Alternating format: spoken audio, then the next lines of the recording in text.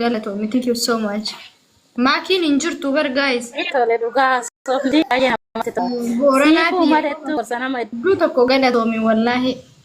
Guys isin warri buusan. Haadhi kiyya homaa miti maqaan kiyya Booraadha. Booranni goskiyya. Maqaan kiyya Boora jabaadhu galataan beekee jechuun waan onnee kee keessa jira si ibsuu jira. Ana alhamdulillah jaarskii wajjin jira. Ilmaan torba guddifachuu jira. Mucaa kiyya guddaa meedikaal iskuul ergee naa barachuu jira. Biyya alaa keessatti rakkoo waan tokko hin qabu. Garuu dubartiin akka kiyyaa ka hedduu miidhamte miiliyoonaan argee jira. Miiliyoonaan. Waa jechuun odoo sidaa isaa dhibii fuudhi sabii dhibii akkasiin gootu ijoolleen Oromoo dhugaa waaqa lafa sitti hima. Jala gajjettee miidhixxee fi waliin bultii jecha. For example, gize hedduu wanna tubachuu dandeettu. Nami cubbisee nam bira deeme rakkoon abbaa suni sa'aatii ittiin dhaqqabdi. Ati nami hin cubbisin. Ati nami irra waan hamtuun hojjetin. Hamtuun ati illee hamtuu hojjettee naan borii sirraa naftu. Ammoo ati hamtuun hojjetin hamtuun sun sirra dabartee maal taate ati ammoo bakka ga'uu dandeetti geettaa jecha. Kanaafuu galatoomaa gan caala biiziidha taa'imii guddoo hin qabu. Rabbiin si wajjin haa jiraatu ilmaan tante rabbi si haa guddisu waan barbaadduun keessaallee nu dubbisi nu naasa'i rabbi si gargaarina si wajjin dhaabanna jabaadhu ishee waan ammoo si gorsu guddaa wannaan si gorsu guddaa maqaa jaarskan keetii asirratti hin dha'in anas siin jedhe warabar ati waliin jiraachuu baattee sun fuula rabbi jirtan wanni cufti waan si rakkiseellee rakkoo qabdullee miidham qabdullee rabbi kan keetii kennat asirraan namii waan si dubbatee fa'aa dhufne si waliin haasofneef yookaan namni kucufti waan si dubbanneef bakki sun si guutuu hin dandeenyu bakka itti dhukkubsatti sun si ta'uu hin dandeenyu. Kanaafuu ati akkasii jabaadhu akkuma siin jedhu suni forget godhi ilaalini ilkaan kan kee ka gammachuu ismaa'ilii kan kee ka gammachuu ka kolfa malee namni tokkollee waan hamtu sirratti hin argini jabaadhu yoo danda'e as kee taa'ee namni biraa waan biraa dubbachuu danda'a yoo taa'uu danda'in taa'uu hin dandeenye nama bu'uu danda'a mi'uutu godhadhee. Ayyee boona alakkoo isa tokko barreessi bakki gastii naatu kamuu dide warri maakii jettan maakii na jala hin jirtu akkaawuntii siifuu liyoon jedhu kana fooloo na godha kiyyaa gaayis hundi keessanuu dubbadhaa dabaree walii laadhaati muyut godhattanii hin taa'ina gaayis. Assalamu alaikum warahmatullahi wabarakatuh. Wa alaikum assalam warahmatullahi wabarakatuh. Namni kumaaf dhibba keessanuu fooloo na godha siifuu liyoon ka jedhu kan nagaa qaba alhamdulillah akkam buchoo jirtaa. Siigone jirra maashaallah tabarakallah wallahi hadda hedduun gammannee jirra gammachuu kee arguun barbaanna akkuma hadda gammaddee kanatti yeroo hundaa akkanuu gammaddu fuula kee ifa arguu barbaanna siin jedhe. Galatu lubbuutu gammachuu dhuma hin qabne mana siyaaseenu. Warri gastii ergataa jirtan lakkoo isa tokko barreessaa bakki gastii naa hin tuqamu. Silkiin na didekko naa warri seentanillee haasaa ishii dudubbadha. Baaliyyoo okay. Qoy. Okay, gisee takka yoo carraa naa kennite waa yaada kiyyaa dubbachuu barbaada. Siifuu. Dubbadhu. Salaamu alaikum warahmatullahi wabarakatuh. Warroonni gastii warri koomantii as jala barreessaa jirtan hundumti keessanuu. Galatooma jalqaba irratti siifuu ta'e waan siin jedhu yoo jiraate akka ilma Oromoo tokkotti akka obboleessa keetii tokkotti atis akka obboleettii tiyyaa takkatti sooshaal miidiyaa kanarraa haga si arguu eegalee waggoota dheeraaf si argaa ture akkasuma rabbiin daa'imman babbareedduu tana sii kennee jira daa'imman sanillee fuula jaarsa keetii raggattee biraan deemne gaddallee waliin argitee rakkoolee waliin argitee gammachuullee waliin argitee waa hedduu keessa dabartee ilmaan tana bakka kanaan geette. Osoo ati naasayin iyyuu seenaan kee naasaya argaa jirra sigalee gurraanis ni dhageenyaa ijaanis argaa jirra. Kanaaf ati dubartoota keessaa dubartii jabduu, dubartii aqlii qabdu, dubartii namummaa qabdu, dubartii beeytuu ta'uun kee haasawa ati haasoyteen osoo hin ta'in dalagaa keetii. Walaakingin har'a wallaahi nuyi asirra taa'ee akkana ashqabbatu kana caala kan sitti aanu kan waliin ciiftanii walitti dayfitanii ilmaan kana isin jidduu argame yoo jiraate jaarsa keessatti. Sigalee namoonni hedduun asirra dhufee anas sii jira ilmaan teetana anas sii guddisa jedhee si haasoysiisee badaa jaarsa keetii si keessaa fuudhu kun wallaahi si jaalatee si kabajee nama si godhuuf bakkaan si ga'uuf osoo hin taane iccitii keessan san baree miidheeta isaa wal jaalatanii ilmaan kana wal jidduu argattanii haga dandeettee waa'ee isaa badaa haasa'uurraaf qottobisiin jechuu barbaada. Waan jiruun ammoo atillee ijoollee tanaaf haadha taatee kaleessa haadha taatee rakkoo fi gaddaaf gammachuu baay'ee waliin dabarsite. Jara argachuuf jecha garaan kee baqaqe. Jara argachuuf jecha jara guddisuuf jecha fuulli keessi cabe. Ammoo alhamdulillahi jecha wallaahi ijoolleen akkana babbareeddu hin jirtu. Nama hedduutu ijoollee dhabe. Nama hedduutu rabbitti booyaa jira ijoollee tana argachuuf. Namni waliin ciisee waliin ka'eef bicha ilma hin argatu. Waliin ciisaa waliin ka'a walaakin rabbitu nama jidduutti ilmaan akkana namaa kenna. Kanaaf rabbi si badhaasee jira. Amtaani fuulli si cabeetiin namaa gad hin taane harki sirraa hin cinne miilli sirraa hin cinne rabbiin fayyaa guutuu sii kennee jira. Ilmaan teellee kabajaadhaan rabbi sii guddisaa jira. Atuu guddifataa jirta.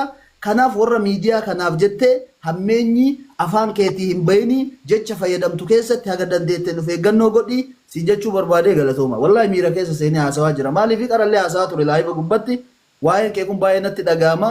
Nama jidduu seenee waan akkanaa taphatu dammoo dhaga'uulleen fedhu arguulleen fedhu beekte na jibbisiisa. Nama jaarsaaf jaartii jidduu nagadu wallaahi osoo kiyya dhabamu godha. Kanaaf galatooma. Laali ani dhuma xiqqoo deebisii deebisa galatoomi ulfaadhu wanni ati haasofte kun dhugaadha. Ammootu wanni isin beekuu qabdanu akkasuma namni martinuu wanni beekuu qabu neetworkiin naga qabu jira. Dhugaadha namni tokko si galee anuu nama iccitii jaarsa ofii gabbahee paabliikii irratti sooshaal miidiyaa irratti haasa'u namni akka kootii jibbu hin jiru si galee miti.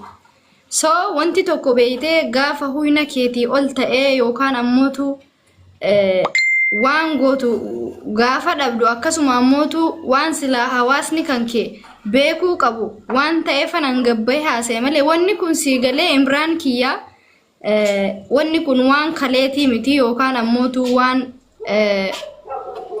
wanti kun waan guys copy link godha taap godha na qabu jira wanti kun waan kaleessaa yookaan ammootu waan hadhaa ta'ee yookaan waan baatii lamaa baatii tokko waggaa tokko iyyuu miti si galee wanni an gabbahee haasa'e kuni waan waggaa afuriiti. Waan waggaa afuriiti waggaa afur jechuun ammootu umrii nama meeqaati ilmaan kanaayyuu waggaa tokko keessan fide si galee waan umurii ilmaan kiyyaa caalu huyna kiyyaa ol ta'ee lafarratti illee dubbatadhee namni tokko bar haasaa kan inni gara sooshaal miidiyaa fidu firatti himatee manguddootti himatee haadhaaf abbaatti himatee xumuree ka'ee gaafa furmaata dhabu dhufee dubbataa miire atillee hima dubbattaa bar sanuu ammoo dubartiin tokko haga kiyyaa kana hin obsiti jedhee hin yaadu bar dhimma ilmoo kiyyaa ta'ee jennaanan dubbadhe malee ani kaleelleen na beeytanii waa guyyaa tokko gabbahee waggaa meeqa guutuu hammeenya isaa anaat akka haasa'u na argitanii beeytanii an nama silaa hammeenya isaa haasa'u miti.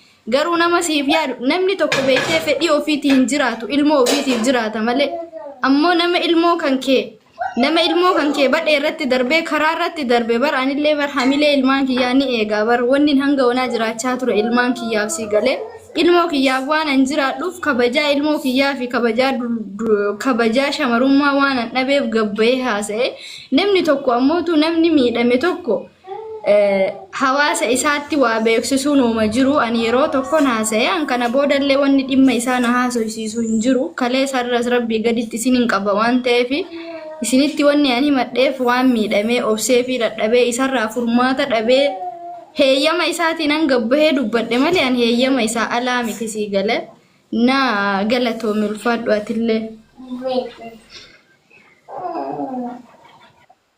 Namoota hedduutu gastii irra jira.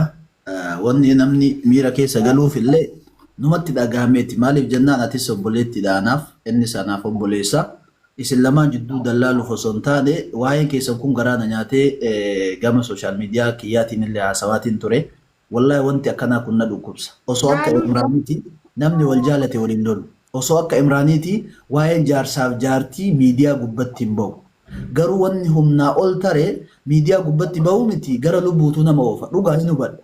Walaakin yaa obboleettii tiyya qaali wallaahi ati shamaroota hedduu keessaa shamarri hedduu sirraa barumsa fudhachuu dandeetti maaliif jennaan nama afur guddisuu miti dubartii yeroo kana daa'ima ofiitiif harman kennitu harmi na jalaa jiga jette wallaahi hedduu beena harmi na jalaa jiga jette dhiira biraatiif of qopheessa harmuma ofii kana baaftee daa'ima ofii kan hin obaafne jira. Waan si ajaa'ibu biyya Arabaa kana keessa jechuudha. Ati har'a daa'ima afur waliin boqoonsi cabee siigalee waa hedduu waliin argitee wayita guddiftu dubartii jabduu ta'uu kee argisiisa. Dubartii aqlii qabdu ta'uu kee argisiisa. Kana osoo ati asirra baatee nutti naasa'in viidiyoo tokkocha gootee yoo ati gadhiifte achirraa baay'ee hubata. Kanaaf aarii yeroo waa baay'ee nama dubbachiifti, aarii yeroo waa baay'ee nama gooti, wanta kanarraa haga dandeetteen uf qabi jechuu kiyya malee jaarsi kee yookaan ati miidhamne jechuu kiyyaa miti yaa obboleettiiti. Miidhamni ati miidhamte har'aa miti ture. Siigalee gaafa deettuyyuu miidhamta dhugaadha. Namni dubartii tayaa ijoollee hagana da'uu miti.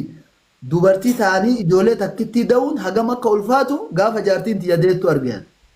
Siigalee anillee nama ilmoo qabu har'a mi'aa ilmoo argee jira siigalaami. Kaleessa wayita namni ilmoof bakka akkasii qabu namni ilmamaa hagana jaalata jedhaa ture. Har'a garuu ilma argadhee dubartiin namaaf maal akka taate dhugaa haadhatii yaatu niitii tiyya irratti argee jechuudha.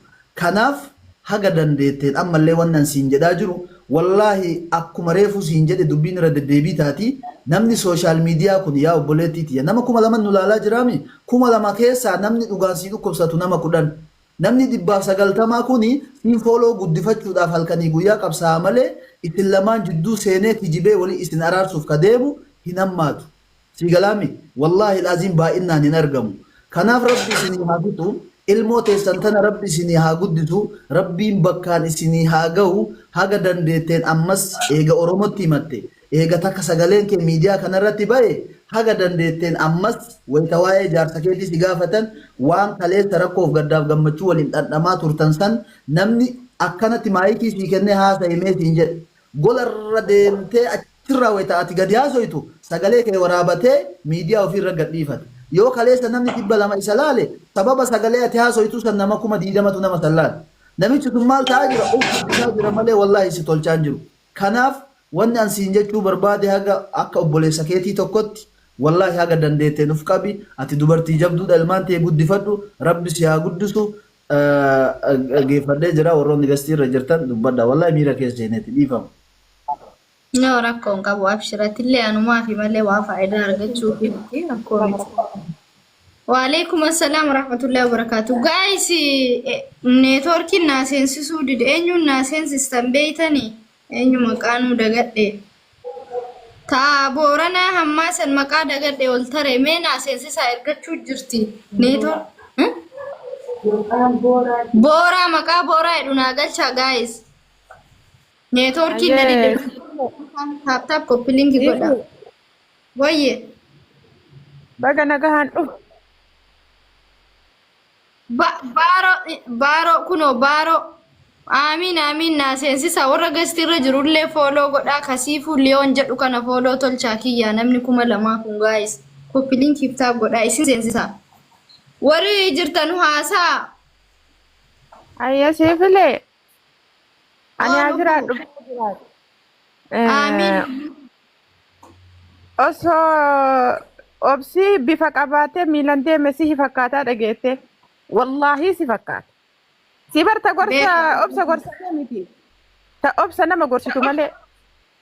Akka Oromootti miti akka addunyaatti wallaahi si kun ta badhaafamtu. Dhugaa isinii himaa. Ta silaa waamanii badhaasan. Intala Oromoo ta'e malee moo? Kasilaa guyyarraa beeyta sangaa sitti hin qalanisi. Tokkoffaa haadha 5 dhalte. Haati 5 dhalte wallaahi kabajaa qabdi. Lammaffaa ammoo osoo laal waan ati ifamanuu qabdu beeyta siifu. በዚህ ዓለም ላይ ያለች ሴት ሁሉ አንቺ ለነዚህ ሁሉ ሴቶች ተምሳሌት ነሽ። ተምሳሌ jechuun dubartii addunyaa tanarraa tamana jirtu maqaanutti goote baratti tamana jirtu tagadin bahin mara akka isiin dhukkuba dhukfachuu dandeettu nama mul'ifte ati. Namni tokko si gorsu wallaahi la'azib abbaa manaa kee baasii musiifu addunyaa tanarra namni haqa isa jaalatu hin jiru. Never ever kana beeka kaleellee namni haqa kee isa jaalatu hin jiru. Boy namni haqa kee isa jaalatu hin jiru. La'anna hooleesh ijoollee tanatu isin jidduu jira. Ati dubartii cimtuudhallee, ati dubartii gootallee, ati dubartii hayyuudhallee ati dubartii beeytuudhallee osoo rabbiin bakka sii kennee teette ka barumsa gurguddaa namaa dabarsitu. Akka Oromootti akka Itoophiyaatti wallahi fakkeenya silaa miidiyaa gurguddaa waamee kasi gaafatusi. Garuu rabbii kan kee akka si jaalatu beekisiifu ganama kana yoo an hirribaa ka'u miidiyaan Amaaraaf Oromoollee waa'ee kee dubbata jabina kee dubbata. Kana rabbitu ol si fuudhe. Obsa kee rabbuu sii lakkaa'e. Nama rabbi ol fuudhe eenyullee gadi hin qabu.